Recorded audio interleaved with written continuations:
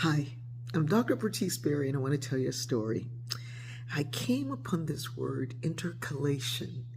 It is about to assert or position between two existing items. In storytelling, it is telling two stories to tell one big story. And I came upon it because I was reading about the book of Mark in the Bible, and I was reading the two stories of the woman who's healed with the issue of blood, the woman who's hemorrhaging for 12 years. She's healing, she's hemorrhaging, she's been sick for this long, and she's like, oh my God, if I could just touch Jesus's garment, I know I'll be healed. She's got so much faith. She doesn't even need to see him to talk to him. She just, if I just touch his clothes, I'm gonna be healed. And she does, and she's healed. And Jesus feels her presence and says, who touched me? And the disciples are like, what are you talking about? This big old crowd and all these people around. Do you see all these people pressing in on you? But Jesus can feel the energy leave him for the healing of this woman. It's rather remarkable. And then immediately, as Mark loves to say, I think it's 152 times Mark uses the word immediately. Immediately afterwards, there's a woman who's wailing and crying because her 12-year-old daughter has died. And Jesus goes in. What are you crying for? Woman, stop crying. Goes in, tells the girl to get up. Tillicum, get up, girl. And the girl gets up and she's playing and what have you. And the mother's like, what? So these two stories together you see more clearly. And one day I had an experience that really brought these stories to life for me. There was one woman, I was with a group of deacons, and one woman was telling a story about her mother dying. She had died recently, and the pain, the loss of her mother. And this was a grown woman, my age, a little older, and she was missing her mother.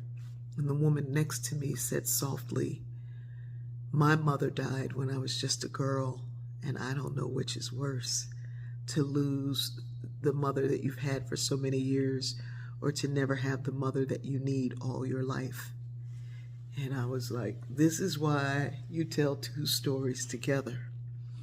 Because in them, in our humanity, we get to see the other. We get to see and be grateful for what we do have and what we do see and what we walk with. There's another word that I love, the word parsimony. If you look up the word, the definition is most often stingy. But in statistical analysis, parsimony means saying the most in the least amount of space. In psychology, it means saying the most it's about the simplest, most accurate explanation for cognitive function. Again, this is why, to me, storytelling is so effective. It takes you deep quickly and takes you far, and it connects and bonds us. We're neurologically wired for narrative. And when I tell a story and you tell a story, we can connect through those stories.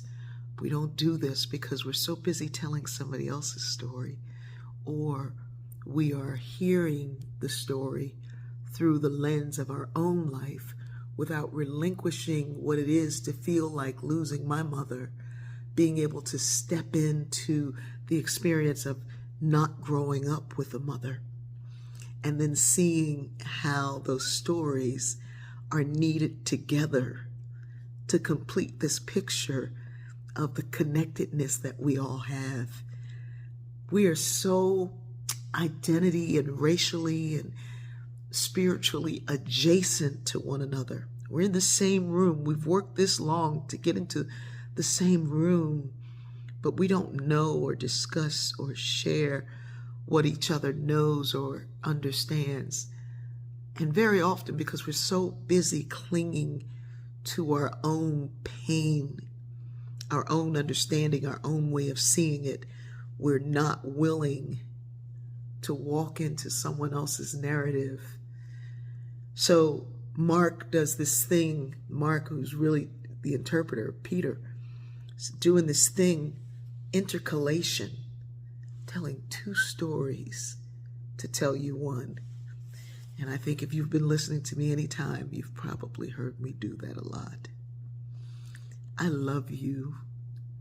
When someone shares a story, take a moment and then share what comes up after listening. Not while you heard a word spark or something tell you something. Don't practice your answer while you're listening. Listen and then wait for what comes up. And I know it will take you deep and it will connect you so closely. I love you.